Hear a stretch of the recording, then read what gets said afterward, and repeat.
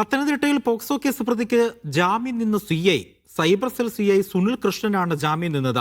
13-കാരിയോട് അപമര്യാദയായി പെരുമാറിയെന്ന കേസിലെ പ്രതിയായ കിളിക്കൊല്ലൂർ സ്വദേശി ശങ്കരൻകുട്ടിയാണ് ജാമ്യം നിന്നത്. വിവരം ചോർന്നതോടെ സുനിൽ കൃഷ്ണൻ ജാമ്യം ഒഴിഞ്ഞു. ലിജോ ഉണ്ട് വിവരങ്ങൾ നൽകാനായി. ലിജോ, എന്താണ് വാർത്തയുടെ വിശദാംശം? പോലീസ് സ്റ്റേഷനിൽ ഏകദേശം 1.5 മാസം മുൻപാണ് ഈ സംഭവത്തിനാസ്പദമായ കേസ് രജിസ്റ്റർ ചെയ്തിരിക്കുന്നത്. ഇതിന് പിന്നാലെ അതായത് ഒരു 13-കാരിയോട് മോശമായി ലൈംഗികച്ചവയോടുകൂടെ പെരുമാറി എന്നുള്ള ഒരു കേസിലായിരുന്നു കൊല്ലം കിളികൊല്ലൂർ സ്വദേശിയായിട്ടുള്ള ശങ്കരൻകുട്ടിയെ പോലീസ് പിടികൂടി. തുടർന്ന് 40 ദിവസത്തോളം റിമാൻഡിലായിരുന്നു. ഡിസംബർ 30-നായിരുന്നു ഇയാൾക്ക് ജാമ്യം ലഭിക്കുകയും 2 ജാമ്യക്കാരുടെ ആവശ്യമുണ്ടായിരുന്നു. അതിലൊരു ജാമ്യക്കാരനായി നിന്നിരുന്നത് ഈ സൈബർ സെൽ സിഐ ആയിട്ടുള്ള സുനിൽ കൃഷ്ണനായിരുന്നു. അത് പക്ഷെ പുറത്തു വന്നതോടെ ഇപ്പൊ ജാമ്യം ഒഴിഞ്ഞിട്ടുണ്ട്. ഇതിന് സുനിൽ കൃഷ്ണൻ ഒരു ന്യായീകരണമായി പറയുന്നത് ഇതാണ്: ശങ്കരൻകുട്ടി തെറ്റ് ചെയ്തിട്ടില്ല എന്ന ബോധ്യത്തിലാണ് താൻ സഹായം നൽകിയത്. ഈ സുനിൽ കൃഷ്ണന്റെ അയൽക്കാരനാണ് ശങ്കരൻകുട്ടി.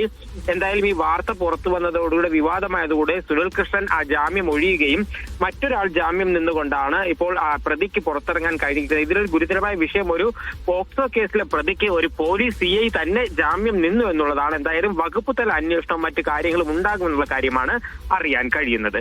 ശരി ലിജോ.